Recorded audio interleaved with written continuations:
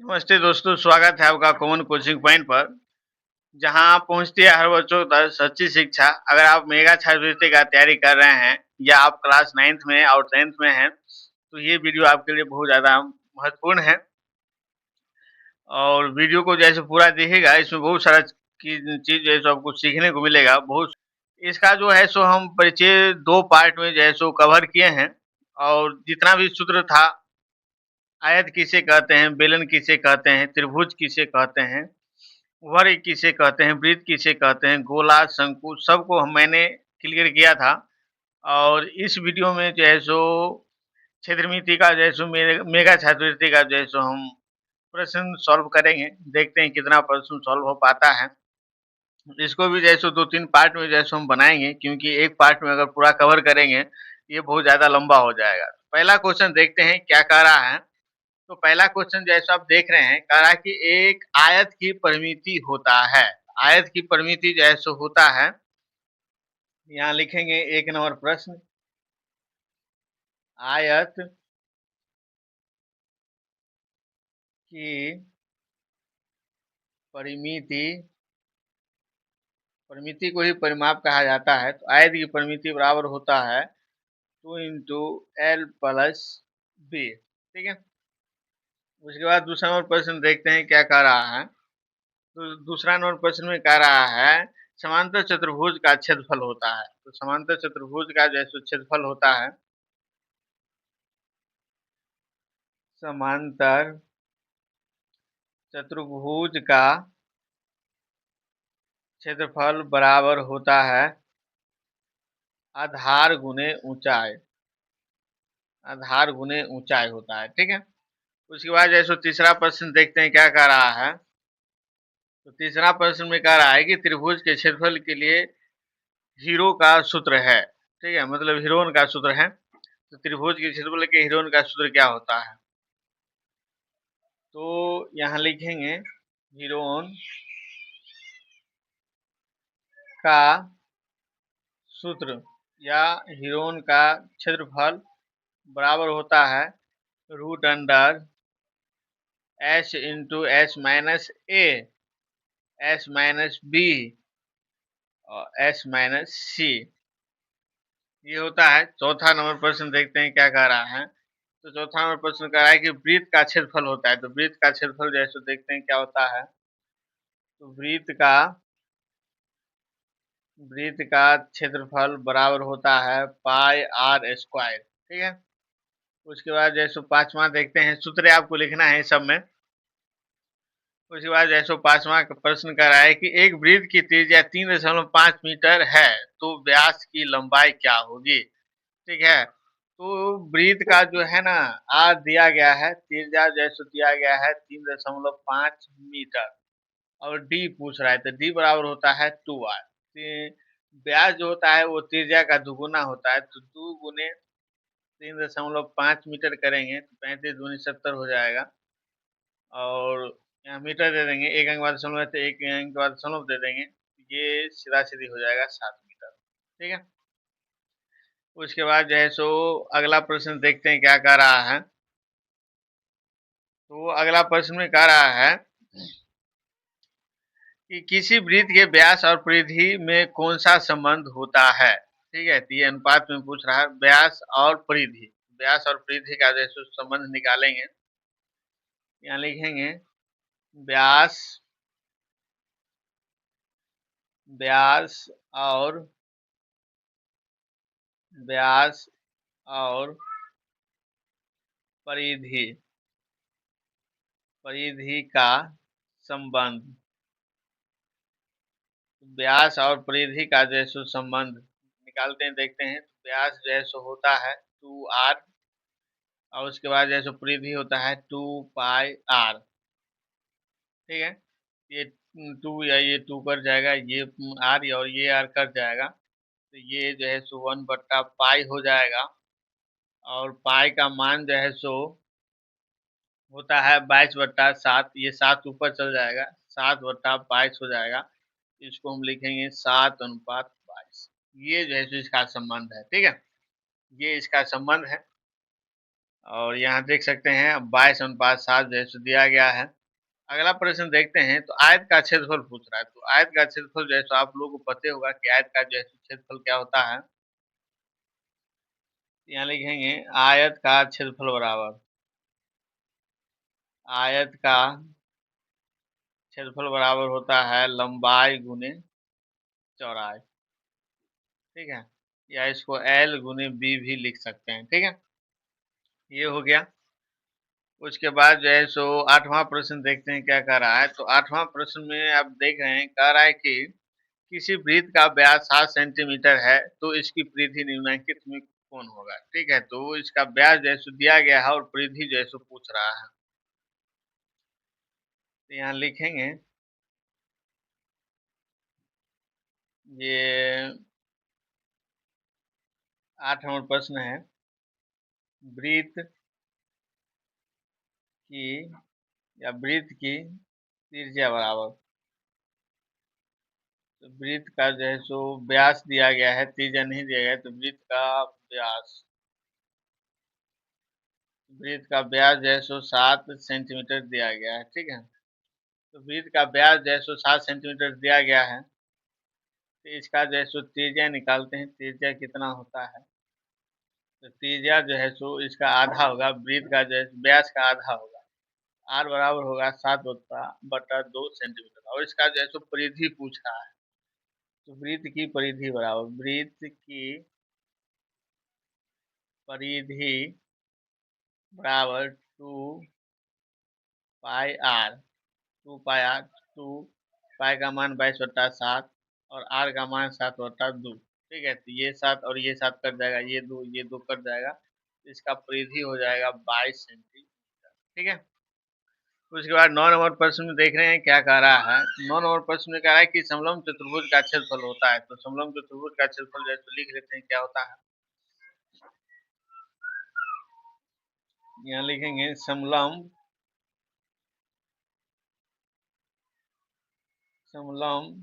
चतुर्भुज का क्षेत्रफल बराबर होता है 1/2 समांतर भुजाओं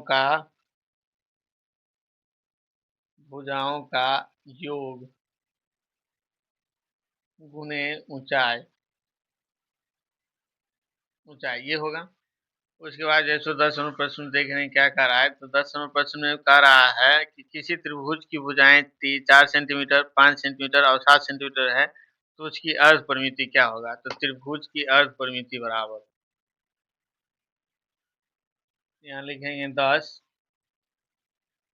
त्रिभुज की अर्ध अर्ध परिमिति बराबर। अर्ध परिमिति मतलब एस बराबर होता है A+B+C/2। तो यहाँ जो है सो भुजा जो दिया गया है 4 सेंटीमीटर, 5 सेंटीमीटर और 7 सेंटीमीटर, इसी को ए बी सी जो है सो मानेंगे। तो ए बराबर हो जाएगा 4 सेंटीमीटर, बी बराबर हो जाएगा 5 सेंटीमीटर और सी बराबर हो जाएगा 7 सेंटीमीटर। यहाँ लिखेंगे 4 centimetre plus 5 centimetre plus 7 centimetre बट्टा 2। तो 7×5 = 12, 12×4 = 16 सेंटीमीटर बट्टा 2। इसको काटेंगे तो 8 हो जाएगा। तो इसका आंसर जैसे हो जाएगा 8 सेंटीमीटर। इसकी अर्ध परिमिति हो जाएगी 8 सेंटीमीटर, ठीक है। इसके बाद जैसे 11 नंबर प्रश्न देखते हैं क्या कह रहा है। 11 नंबर प्रश्न में आप देख रहे हैं कह रहा है कि किसी वृत्त का व्यास 21 सेंटीमीटर है तो इसकी परिधि होगी। वृत्त का व्यास जैसे 21 सेंटीमीटर दिया गया है तो इसकी परिधि निकालना है। यहाँ लिखेंगे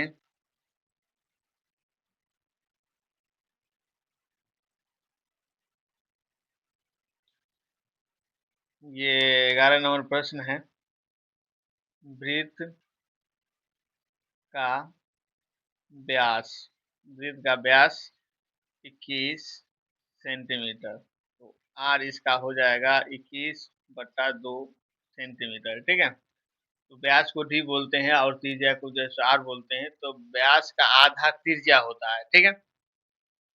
इसका परिधि निकालना है तो वृत्त की परिधि बराबर 2 पाई r, ये सूत्र होता है। सूत्र आपको याद करना पड़ेगा तभी जाकर के क्वेश्चन बनेगा, नहीं तो बिना सूत्र याद किए हुए जैसे आपसे क्वेश्चन नहीं बन सकता है। इसका दूसरा भी तरीका है। दूसरा तरीका ये है कि अगर आपको सूत्र नहीं याद है या आपको जैसो याद करने का मन नहीं है, फिर भी आप क्वेश्चन बना सकते हैं। तो आप इसके लिए जैसे एक पेज में सूत्र सारा लिख करके रख लीजिए और उसके बाद जो है सो अपने हाथ में उसको रखिए और क्वेश्चन पढ़िए, उसमें देखिए कौन सा सूत्र यूज होगा और उसी सूत्र का जो है सो यूज कीजिए। इस टाइप से आपका जो है सो क्वेश्चन का प्रैक्टिस भी हो जाएगा, क्वेश्चन भी आपसे बन जाएगा और सूत्र भी जो है सो क्वेश्चन बनाते बनाते आपको सूत्र भी याद हो जाएगा। दो पाई का मान होता है 22/7 और आर का मान जो है सो 21/2। ये दो कट गया, 7 तिया 21, 22 तिया 66 सेंटीमीटर इसका परिधि निकल जाएगा। ठीक है, 12 नंबर प्रश्न में देखते हैं, कह रहा है कि 2 पाई r से मापी जाती है, तो वृत्त की परिधि मापी जाती है। ठीक है, तो 2 पाई r से जो है सो वृत्त की परिधि मापी जाती है, यहाँ लिख लेंगे 12 नंबर प्रश्न में।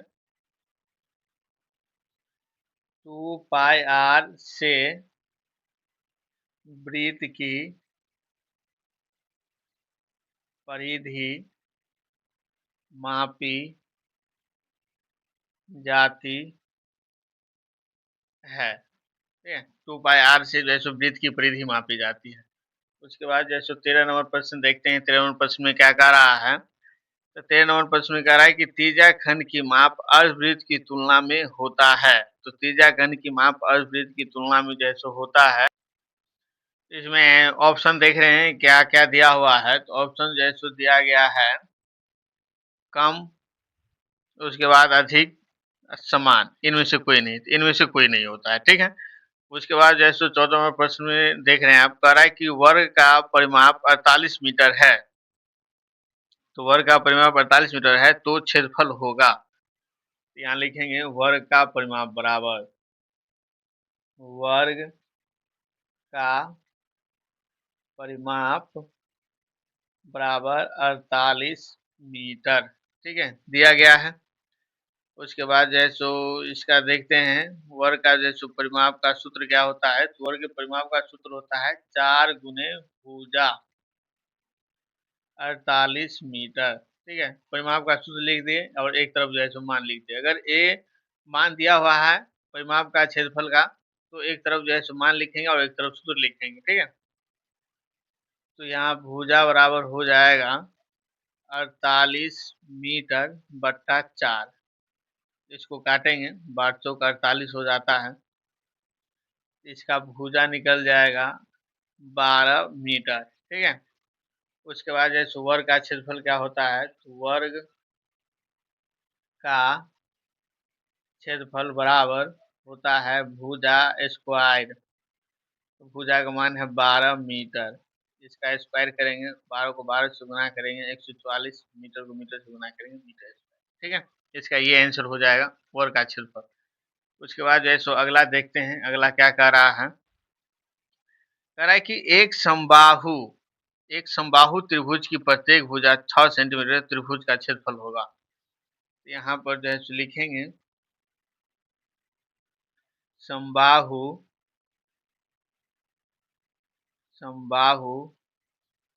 त्रिभुज का क्षेत्रफल बराबर होता है √3/4 ए स्क्वायर। तो √3/4 और भुजा का मान जो है सो दिया गया है, इधर आप देख सकते हैं 6 सेंटीमीटर। ठीक है, ये 6 सेंटीमीटर दिया गया है, तो ये भुजा को ही जो है सो ए कहा जाता है। यहाँ पर इसको ए का मान जो है सो दे देंगे, ए स्क्वायर है तो इधर लिखेंगे 6 गुने 6। इसको काटेंगे, 2 दूनी 4 हो जाएगा, 2 तिया 6, फिर इसको काटेंगे 2 तिया 6, तो 3 तिया 9 √3 मीटर स्क्वायर। ठीक है, इसका क्षेत्रफल ये हो जाएगा। इधर आप देख सकते हैं 9√3 सेंटीमीटर स्क्वायर दिया गया है। ठीक है, तो ये सेंटीमीटर में है तो इसका मान जो है सो हम सेंटीमीटर में दे देंगे। ठीक है, इसका मान जो है सो सेंटीमीटर में दे देंगे। उसके बाद जो है सो 15 नंबर प्रश्न देखते हैं। 15 नंबर प्रश्न में जो है सो क्या कह रहा है, ये 15 नंबर प्रश्न ही जो है सो था। ठीक है, ये 15 नंबर प्रश्न था। ये 15 नंबर प्रश्न जो है सो था। ठीक है, तो आपको बताइए दें इनमें से कोई नहीं होगा। तो अगला 16 नंबर प्रश्न देखते हैं क्या कह रहा है। तो 16 नंबर प्रश्न में कह रहा है, यदि एक वर्गाकार आंगन का परिमाप 200 मीटर है तो उसका क्षेत्रफल होगा। वर्गाकार आंगन का परिमाप जैसे दिया गया है और क्षेत्रफल जैसे निकालना है। ठीक है, तो यहाँ लिखेंगे, ये 16 नंबर प्रश्न है। वर्गाकार वर्गाकार आंगन